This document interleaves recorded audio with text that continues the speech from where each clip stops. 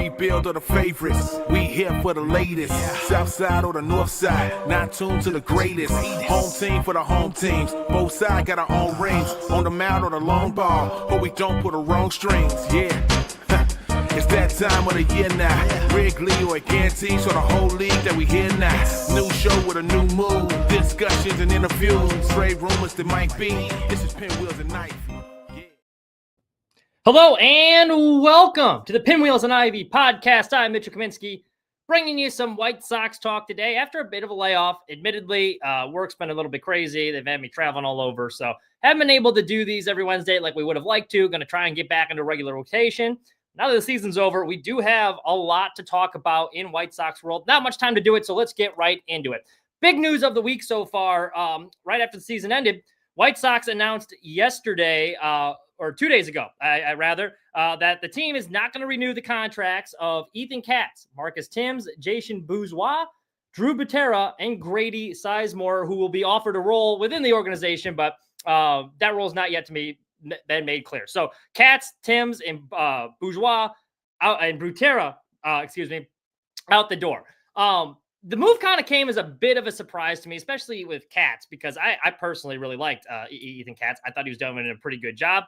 You saw he had some success with some arms like Lucas Giolito, Dylan Cease to an extent. They converting Garrett Crochet to a starter. Now, a lot of that he did on his own, but regardless, there was a lot of guys that took positive steps. Shane Smith, you saw come in this year under the Katz lab and have a really good season. So there is a lot to like about what Ethan Katz had done. However, in the last 3 seasons, this team has ranked in the bottom 10 in the league in ERA. Now, obviously, not all of that you can put on Katz, given the talent they'd had to work with. But this move signaled to me, hey, they brought in Venable, and now they want to give him an opportunity to fill out the remainder of his staff. He really only got to make 2 coaching hires last year. That was bringing in Walker McKibben and the assistant hitting coach, Joel McKeithen.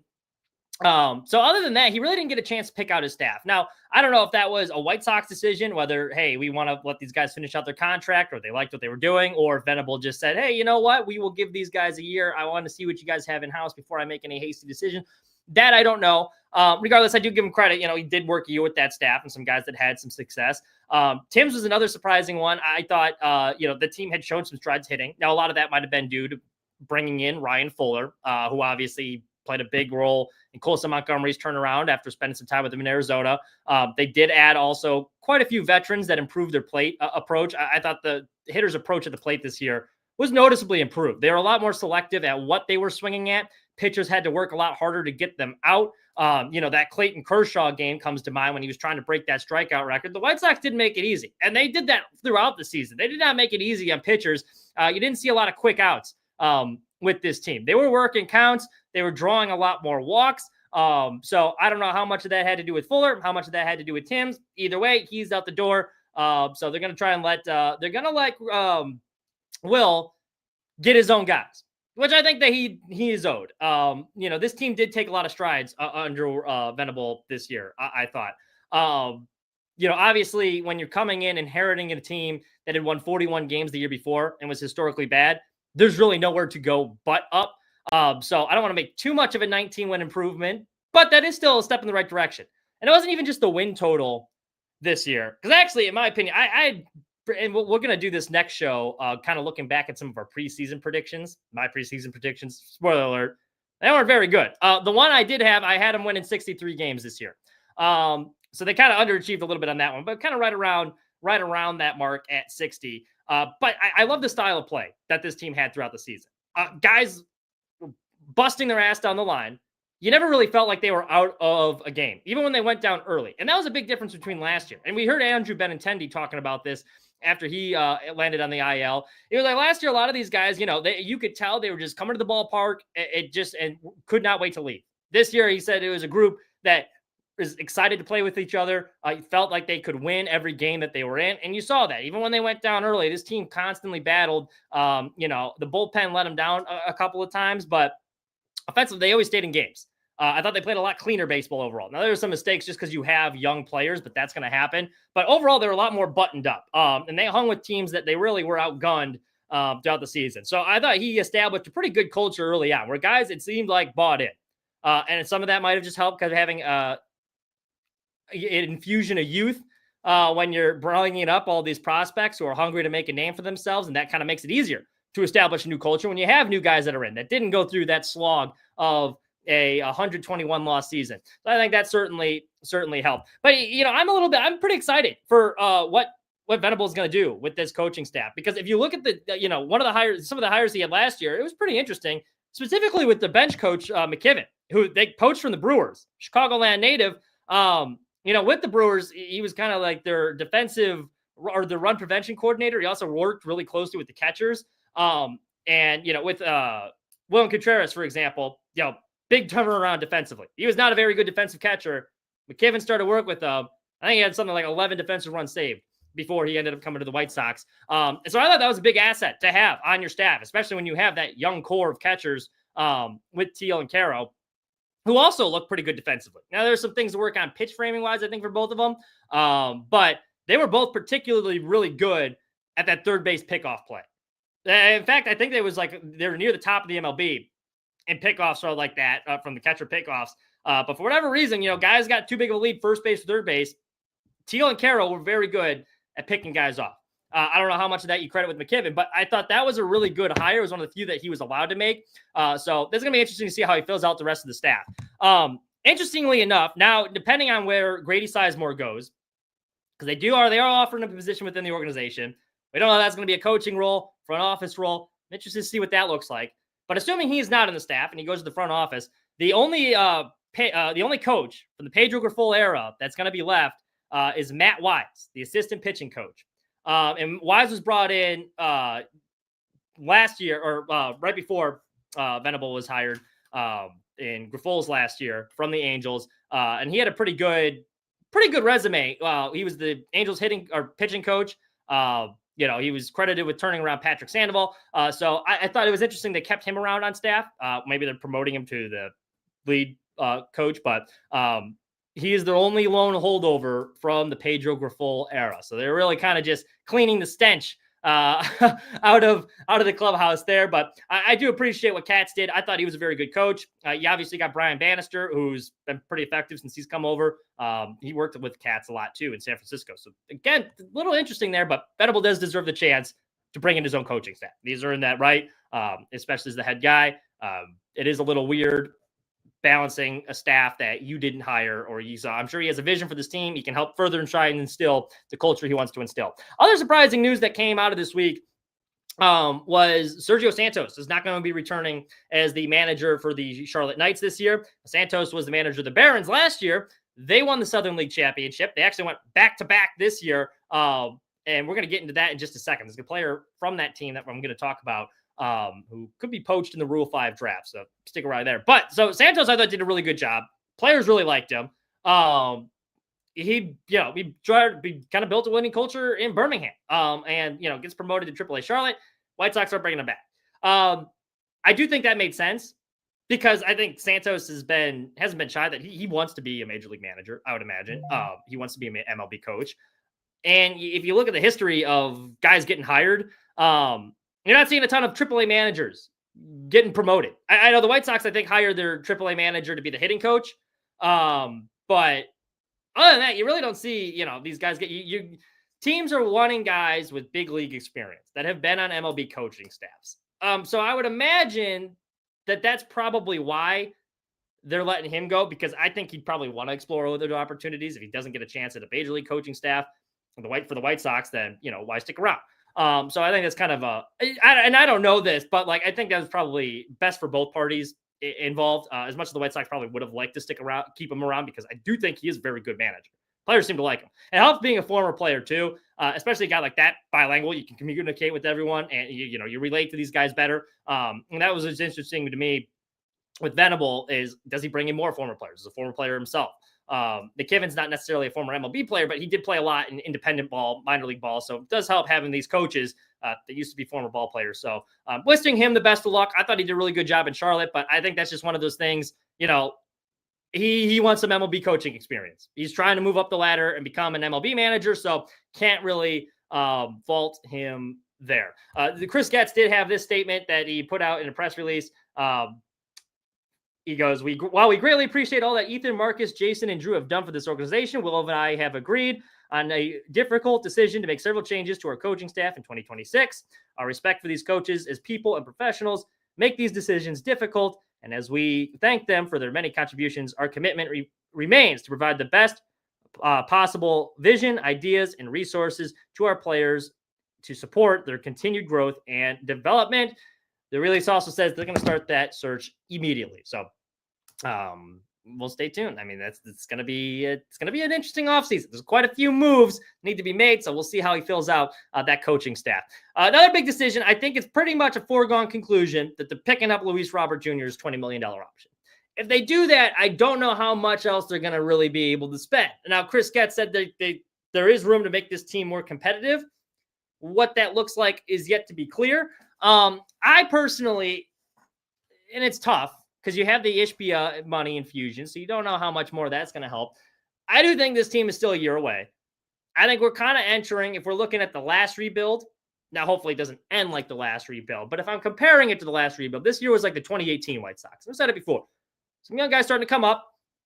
First year, they've kind of traded everyone away. And there's some signs of growth. It wasn't a good team, but they were fun.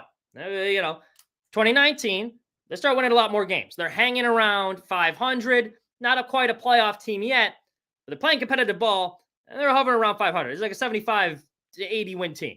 I think that's what they're going to be next year. And so I don't know if I'd be going all in because I think there is still too many holes for this team right now that doesn't make sense to go out and, spend all this money when the team's, so significantly far away, especially if you're hell-bent on picking up that $20 million option. One of the moves I would make, now obviously they're going to need some bullpen help. They need some back into the bullpen. We can get to the bullpen issues in a second.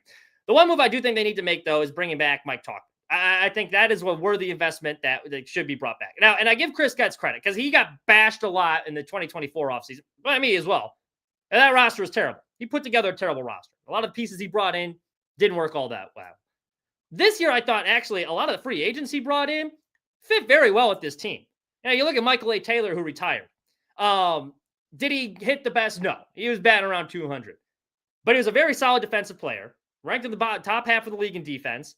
And after he retired, you heard a lot of these players and Will Venable coming out and say, like, he was a very integral part of this locker room as far as building a culture. He was a quiet guy, but when he said something, it carried a lot of weight. And he showed people how to go about their business the right way. And he was like, one of my favorite moments from this year was when they were in Minnesota. They were down to their last out. They're down by a run. He rips a 2-run double down the line to give them the lead. And like everyone in the dugout, he was like, it was like, I've not seen like everyone on the team unanimously be so happy for a guy in that moment. So on paper, did his numbers look great? Michael A. Taylor? No, but I do think that was a positive addition to the clubhouse. And I thought he played some pretty good defense, and he came up with some good hits throughout the time. So throughout his time there, so that was a good addition. Mike Talkman, I thought was a great addition. Now he did get a little banged up with the injuries, pulling the hamstring issues early in the year hurt, especially getting tagged out at home at Cleveland. But that guy put together professional at bats. And I know a lot was made. Caro was really good in the clutch. Teal was really good in the clutch. Montgomery had some big knocks. But let's be honest, the White Sox needed a big hit. There was a situation like, hey, when it's 2 strikes, or 2 outs, we need a guy to keep the rally alive. Talkman's the guy I'd run at bat. He was the guy I was most confident in. He was very consistent throughout the year. He came up with some big knocks. The guy was banged up near the end of the year. He's diving into the netting with a bum knee. Played good defense. He was robbing home runs. Had that big home run robbery against the Yankees to help win that one game in August. So the guy played the game the right way. And he's been on winning teams before. He brings good experience there. And I know he's a good culture guy because he was just nominated for the Roberto Clemente Award. Though, I mean, he is a good, he invests in the community. He plays the game the right way. Now, he is due for a bit of a raise in arbitration. So I think he was making $1.5 million this year. That's probably going to be, I would imagine, probably if they're bringing him back, probably around $3 million. Now, am I making him my starting right fielder? No. I think he is still more of a platoon guy, especially given the injury history. But given that he just had the second highest WAR of his career this year, it's clear he's still got some good baseball left in the tank. And that's a piece you kind of want, I feel like, is, in that platoon role. And especially with Braden Montgomery being a year away, you kind of do need a placeholder in right field. Tauchman's the perfect guy for that. He's going to help you continue to build that culture. He's going to continue to help you win games because he did help the White Sox win a lot of games this year. I'm a little biased because he's a Bradley alumni, but I thought that was one of their better offseason additions this offseason. So that's a guy I would try and bring back. It's going to be interesting to see if they do, especially given that raise when they're paying Robert and they have other needs to address. The bullpen in particular. What do they do with that?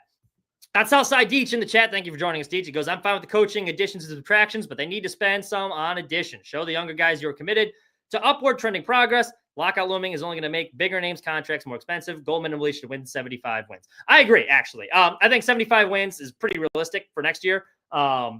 Should be right around that mark. Now, I don't know if I'm breaking the bank, but I do think you probably, actually, I take that. If there's a guy at the right price and you have the money to spend and he's going to be there long-term and he's part of the long-term vision, yes. Now, am I spending big money for like a 1 or 2 year contract? No. Like a prove it deal or something like that. No, I wouldn't do that. Now, if it's a guy like, say Kyle Schwarber, who they're not going to sign. I'm using him as an example. But like a player like Schwarber comes in and you could get him for a deal like, he wants to come to the White Sox. He's a guy that you could sign up for the next 10 years. Yeah, okay, I'm investing in that. Because he's going to help these young guys when we're ready to contend. But I'm not doing any short-term rentals just to like bring in all these pieces to be like, oh, let's get this team to 80 wins and spend a couple $1 million on this bullpen arm who's only going to be here for a season. No, I'm not doing that. So I think they're going to be cautious on what they spend on because the team is still not ready yet. And you do want to give some of these young guys a runway. DJ, would you spend money on starting pitching? Non-dumpster dive. I would bring back Martin Perez. I think he's a guy that, because I actually liked a lot of their starters this year. Now, they didn't go very deep into games. Cannon's a guy I don't trust. I don't think he's a starter moving forward. Sean Burke, on the other hand, I'm not selling all my stock on. I think he showed me enough where I was like, I think he could be a viable back end of the rotation. But you also got to remember, they have Drew Thorpe. They got Kai Bush, who were injured for most of the year. So you still got to see what you got with them. They could be a starter too.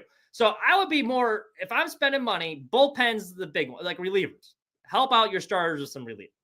And this is a bullpen, too. You go back to Venable. I actually thought he did a really good job managing that bullpen this year. Their White Sox bullpen threw more innings than any other team in baseball because their starters were only averaging around 5 innings a start. As good as Shane Smith was, too, he until late in the season, he really wasn't going deep into games either. So bullpen's the big one I would spend on. I think, Tauchman I'd bring back just as my placeholder in right field because I think Brighton Montgomery can fill that role. Robert, you're going to have, obviously, in center field. Benintendi, I don't see them moving. Probably stuck with him in left. Maybe you run out Fletcher again there. But maybe another outfielder. I think another outfielder you could probably bring in. Infield, I think they're about set. First baseman, if I was going to spend big money on a free agent, first base would be the spot I'd spend it on. Now, we talk about roster decisions coming up. Lenyn Sosa. It's going to be interesting to see what they do with him. I really liked what Sosa did this year. I thought he was kind of one of their unsung heroes offensively. But where do you put him? He doesn't play good defense. I hate having him at first base. I don't like Miguel Vargas particularly at first base either. But you got kind of two similar guys there. You always got to make the decision. Do you like Sosa better? Do you like Vargas better? Because I think they're kind of similar in the fact that, they're pretty versatile on the infield. And Vargas can play a little bit of outfield as well. But, they're not great first basemen. You do need a true first baseman to come in there and kind of stabilize things. So that would be my big target. I would say, and then bullpen. Because catcher, you're pretty much set. I think you've made your bed. Robert's going to be your center fielder. Montgomery's eventually going to be your right fielder, so there's no need to invest heavily in that. That's why I'm bringing in Tauchman as a short-term rental, and you're stuck with Benintendi's contract. You just are. And honestly, for Benintendi, as much crap as I give him, his defense was pretty bad, and I think he is what he is at this point. For $75 million, I don't think he had a bad season. It wasn't great. I wouldn't say he's lived up to the contract, but he give you 20 plus home runs. So he had a little bit of pop. The defense was pretty brutal, especially if you don't have Sosa playing and you have him as the DH. It's gonna be interesting to see what they do there. But so we got Deechko. He goes, Kyle Teal needs to start getting reps in the outfield. I don't trust an outfielder of Benintendi, Robert, and Tauchman to stay healthy. I don't know if I'd put Kyle Teal in the outfield. If anything, I would have him getting reps at first base. Because especially if you're going to make him the catcher. Yeah, because I see a lot of people being like, oh, they got to move one of either Caro or Teal off the catcher position. I really don't think you do. What's wrong with having two good catchers? I do think both of them are good catchers. If anything, I would make maybe first base, get him some reps there. But I don't want my hit guy, who's one of his strengths, Teal, is a good hitter. Now, do I want him catching and squatting, which is hard on your knees? This is why I think Cal Raleigh should be the MVP this year, just for what he did as an offensive standpoint, because it does take a toll throughout the season when you're doing all that squatting and trying to hit. And then you're going to put him in the outfield where he's got to be running around all the time and add more load to your knees. I mean, we saw what that did with Andrew Vaughn. I think that took away a lot from his development. So, and Dietz brings up the point. He did play outfield when he was in the Red Sox system. And I think that's a fair point, but I don't give a shit because I don't think it's the right thing to do. I would not put him in the outfield. I think I'd keep him at catcher, get him some reps at first base. You got enough guys that can play outfield. Hell, you even got Brooks Baldwin there too. Because I think Baldwin, who not a great outfielder, he's going to probably be, because he looked pretty good offensively the second half too. I think that's a guy you could have in that utility role, Swiss Army knife type deal, where if a guy does get injured, you can plug and play him there. You're probably going to need to bring in one rental outfielder just because there is some injury concerns there. But if Tauchman can give you 90 games, because that's really all you're asking out of him is just kind of a platoon type role. But I'm not trying to mess up my young catcher's development by, hey, go out there, play a different position now. While you're trying to, I think that's just a recipe for disaster. So I'd keep Caro and Teal right where they are. Maybe have one of them get some reps at first base is kind of how I would handle that. So another interesting roster decision that they're going to have coming up. And this is someone that not a whole lot of people have been talking about. So the Birmingham Barons, they won the championship this year. Congratulations to them. It was come from behind fashion too. They were down 2-1 in their series at Chattanooga, or 1-0, excuse me. They rallied. They were best of 3 series. So they lose game 1, elimination game the next 2. They win. Then they play the Montgomery Biscuits in the finals. Once again, they lose game 1, come back in game 2, win 7-3. And then there was a 19-hour game 3 just because of rain. They end up winning that one. So congratulations to the Birmingham Barons. One of the people that was on that team in the elimination game 2, Tanner McDougal. He started game 2, had a pretty good start too. He threw 4 scoreless innings, 6 strikeouts in that start. He's the guy that the White Sox now you're familiar with the Rule 5 draft. This is where we were netted Shane Smith. So players, once you've kind of entered your 4th or 5th year, depending on when you were signed, if you are not added to the 40-man roster, you can be available in this Rule 5 draft. I think Tanner McDougal, who's the White Sox number 7 ranked prospect. Now, we've had him on the show before, actually. This is a guy that Fids used to coach in high school. So I promise you this is not a homer take. Genuinely just like looking at it, I do think Tanner McDougal is a guy that I think a lot of other teams could be highlighting to poach in that Rule 5 draft. And that's a guy, if I'm the White Sox, I kind of want to add to my 40-man roster. There's a lot to like about him. So he started the season in high A. He posted a 3.28 ERA across 57.2 innings. Got 73 strikeouts. Gets promoted to Double A. His numbers got even better. Threw 55.2 innings in 15 starts. A 3.23 ERA, 1.19 WHIP, 63 strikeouts. As I mentioned, he played a pretty big role in that elimination game. And control had been an issue for McDougal. There had been some control concerns with the command, but he really improved this year. Now, he was averaging just over 5 walks per 9 innings last year. He cut that down to 3.89. Still a bit high, step in the right direction, though. He's got MLB caliber stuff, too. Really good fastball. It's in the upper 90s, especially post-Tommy John surgery. He looks healthier than ever. He can hit the hundreds. He's got this curveball, both his off-speed pitches too. His slider and curveball, really good spin rate. And I think the problem with the curveball, and that's his biggest wipeout pitch. Like you look at a lot of his film. You go to Future Sox, they supposed to do a good job of looking at a lot of his clips. You watch Tanner McDougal, that curveball, man, hitters look lost up there. And so he has a bit issues controlling that just because it's got so much spin it dips out. The slider he controls a little bit better. But once again, another pitch that's sits in the 80s, good spin rate. The guy's got really good stuff. So he's probably still a year away from being major league ready. But since he was signed, he's got to be protected within 5 seasons. Now's the time, or within 4, I believe. The official rules are players not added to the 40-man roster. Players that signed at 18 or younger must be protected within 5 seasons. Those 19 and older within 4. McDougal was signed he would fall in that under 4 seasons. This is 4th year, so he needs to be protected. Otherwise, he could be poached in that Rule 5 draft. And I think just the fact that he's already had Tommy John surgery, he looks a lot better. His command's getting a lot better. You see the strikeout, the walks going down, the strikeout rate's high. This is a kid that I think the White Sox, in a variety of different roles, he could be pretty beneficial. I like the trajectory he's going. He's a guy that I think the White Sox should try and protect in that Rule 5, before that Rule 5 draft in December. Let's see if there's any other housekeeping note. Oh, one interesting story from this week, and it wasn't big news. It kind of flew under the radar, but I did find it interesting. So you might remember the White Sox, they're finishing the last week of the season. They're in the Bronx. Tyler Gilbert comes into the game. It was the 5th inning. He was relieving Davis Martin, and the umpires kind of were inspecting his glove. They check for the sticky stuff now. So they're inspecting his glove, and they took his glove away. But he was allowed to stay in the game, which was a bit odd. I know Yankees Twitter was all fired up about that. He had to get a backup glove. Never got that regular glove back. So the umpire crew at the time, they said, we felt something in there. We didn't know.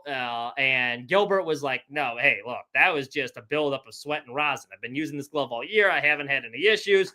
So forced to use a backup glove. Next 2 appearances he makes, in his final 2 appearances, he made one more appearance in that Yankee series, one against the Nationals. Still not without his main glove. MLB didn't give it back to him. So apparently they had sent it in to some lab or something for test, just to see. MLB said yesterday, we didn't find any illegal substances, foreign substances. They're sending it back to Gilbert, which it was amazing to me. It takes that long to test all of that. And the poor guy had to wait till the end of the season.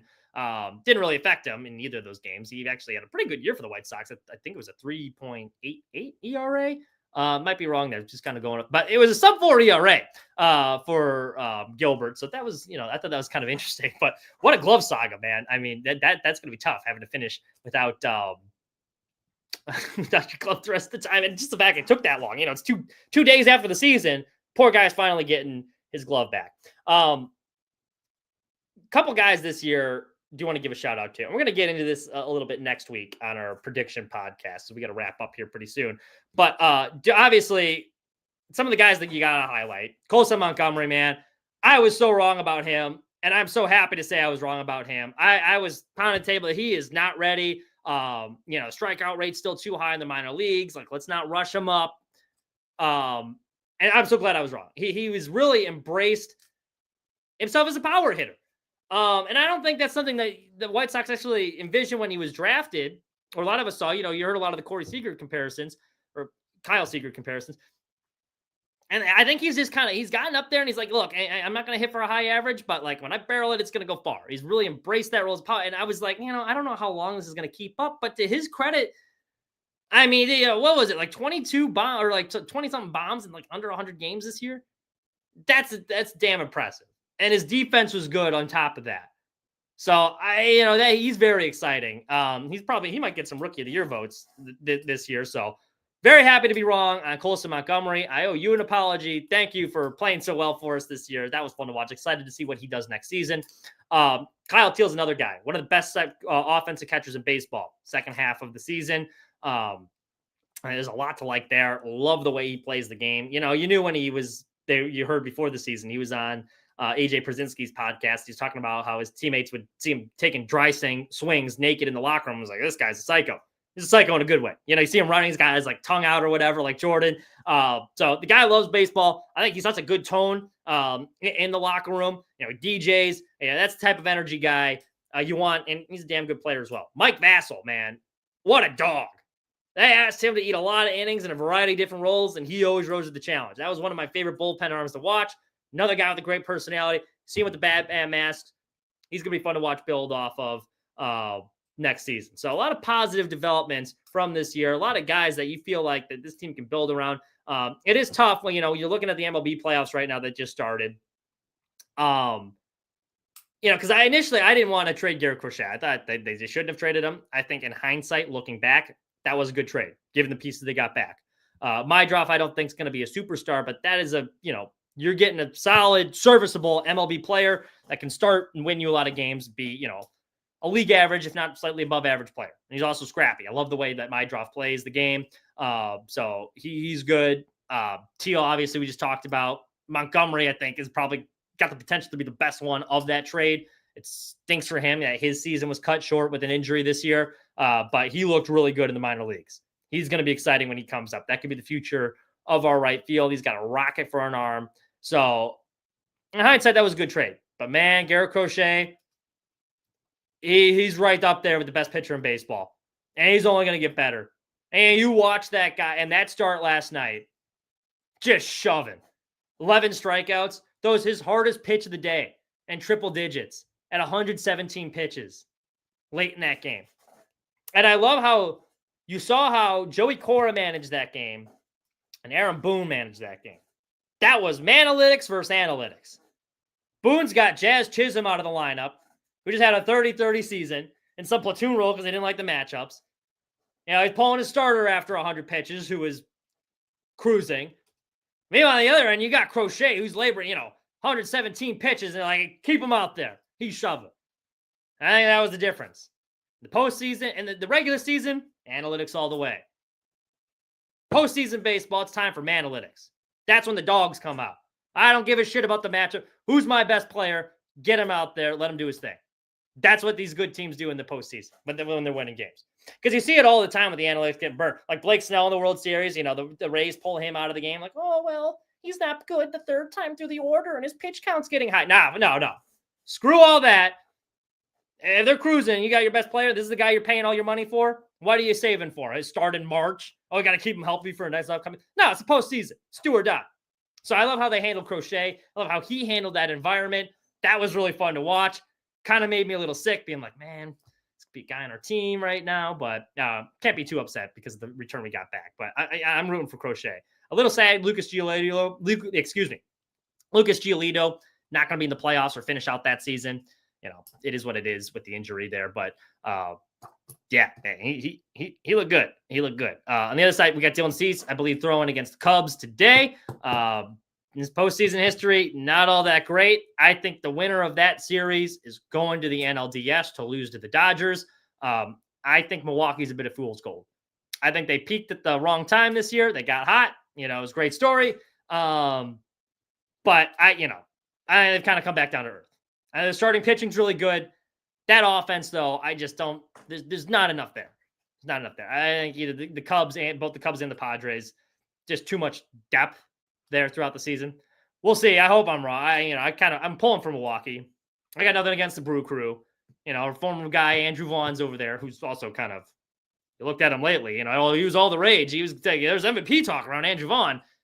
He's starting to look like White Sox Andrew Vaughn all of a sudden. He's leveled out. But I think the winner of this Cubs-Padres series are going to the NLDS to lose to the Dodgers. I think Boston's going to the World Series from the AL. That team's got so much good. They got a lot of experience there. So that's going to be. Seattle's tough though, man. Seattle's going to be a tough fun team too. I almost just worry about that long layoff. I almost think it's a disservice in baseball when you have that long of a layoff. I think these teams that play in the wild card series, you're still playing. Now, obviously, with the pitching, it helps kind of trying to get healthy. But if you're playing good baseball, you want to keep playing every day because you lose that momentum. So I think for Seattle, it's almost a bit of a hindrance because that would probably be my favorite coming out of the American League, just the way that offense was rolling. And they do have some pretty good starting pitching as well. And I think, the AL Central is such a joke. And props to the Guardians for even making the playoffs. They had a stretch of winning 16 to 20 games, but neither one of those teams, I think, are serious. The Tigers without Skubal are very average at best. The Guardians got to score runs on, errors and overthrows. It's not like they got a ton of pop outside of Jose Ramirez. So that's why I think it's going to be I think it's going to be the Red Sox that come out of that. They might not even beat the Yankees though. So we'll see. They did win game one, but yeah, that's all I got for you. Thank you so much for joining us. On the return, hopefully be back next week. Make sure you're following us at Sports Mockery, sportsmockery.com. You can read all the latest. We wrote about some of these coaching changes. You can get a deeper dive into that. Also wrote about Tanner McDougal. You can read about that. We got some more articles coming up your way. We got one on Sergio Santos in the hopper, as well as Mike Vassell coming up and kind of the impact he made. Shy Sox fan Mike also had a breakdown of some of the biggest winners from this White Sox season. Make sure you can give that a read as well. You can follow us also at Pinwheels Pod on Twitter. Have all the updates there. Like and subscribe on the YouTube. I think I got all my plugs in. That's all we got for you. Thank you so much for watching. Have a wonderful rest of your week.